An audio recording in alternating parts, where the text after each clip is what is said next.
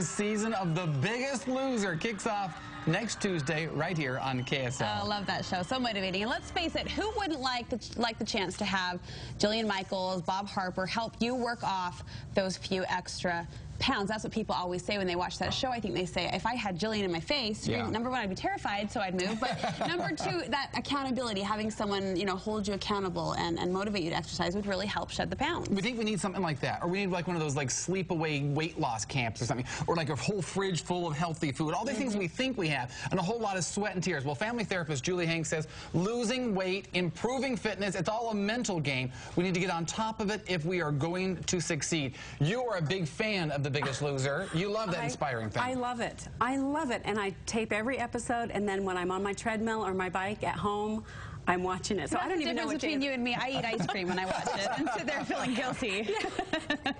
You know, I've done that too. Okay. I actually was eating popcorn while on the treadmill watching it.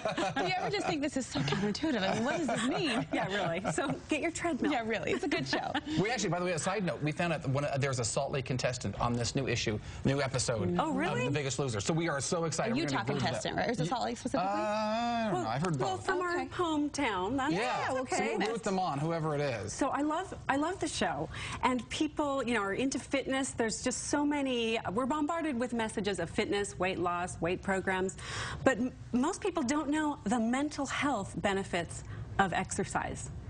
It's really, really compelling. And so there's another good incentive for people to exercise. It improves your mental and emotional health. Now you say that.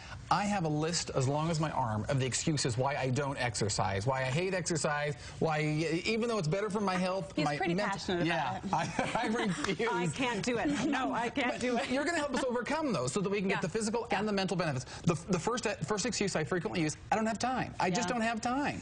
Here is the solution, Darren. Schedule it in. Schedule it in like you would a lunch appointment or a work meeting. You have to schedule it in.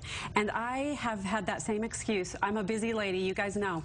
But I have started working with a personal trainer. The only times she had available were in the middle of the day. So I've scheduled it twice a week. I go in the middle of the day to my trainer, and she whips me into shape.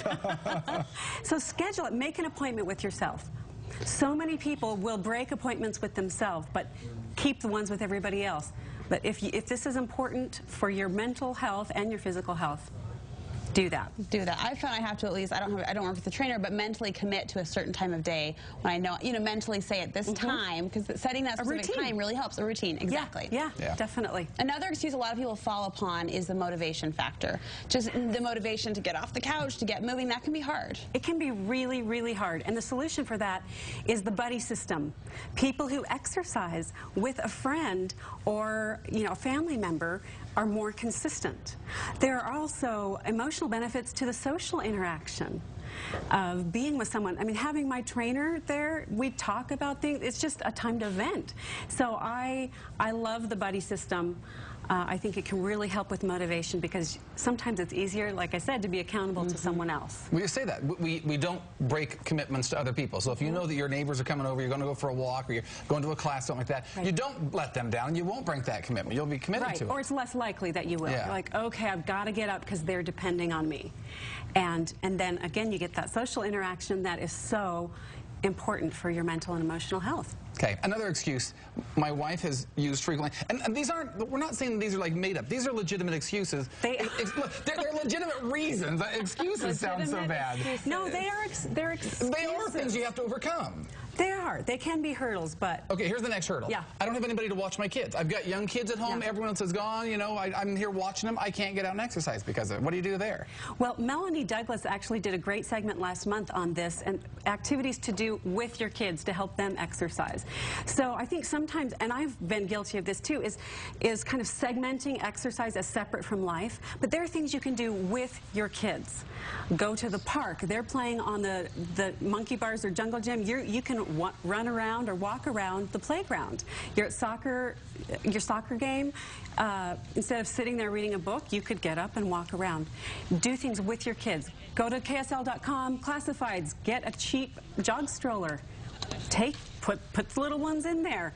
Ride bikes with your older kids. There are lots of ways to be active with your kids, so I'm not going to let your wife have that excuse. There's even local groups. I caught up with one a couple months ago, Fit for Mamas, and they get together as moms with their kids to work out. But I think you just tapped on a big aha, separating exercise from life. We think it has to be something completely separate, this 1 hour of precious reserved time, but it can be part of your daily activity. Especially with young kids. That I have always had a jog stroller or one that, you know, fits two, depending on how many kids are at home. So you just have to be flexible. And what I found in my life is that my exercise routine changes with my family. And especially if you have 2 jog strollers in front and 2 behind you. You know, you're going, coming and going with that kind of thing. Definitely. Okay, here's the other excuse I have used, my wife has used. Sometimes we picture you in your gym with your trainer. I don't have the money for a gym membership because it takes money to work out, and we think that anyway. It does. There are so many free ways to exercise. We live in such a beautiful place. Hiking, going to a lake, and swimming. So again, it's incorporating exercise into everyday life is so important. Local rec centers have free activities all the time. You can find used equipment that's cheap, or borrow someone's treadmill if they're just using it to hang their clothes they're not wearing on. So be creative. Sometimes we're not creative with our own lives. And again, the social interaction with your family and with your partner or whoever you're exercising with really helps your mental health. Yeah, yeah. And it's like runners say, once they start running, they love it. That feeling afterward really can't be replaced. I mean... Oh, it can't. It improves your mood. It decreases anxiety. Do you know it's as effective for depression and anxiety as a lot of medication? Just by exercising. And there's research to support all of this. Stress management helps you manage your stress. So many great things. Oh, and it also improves your memory.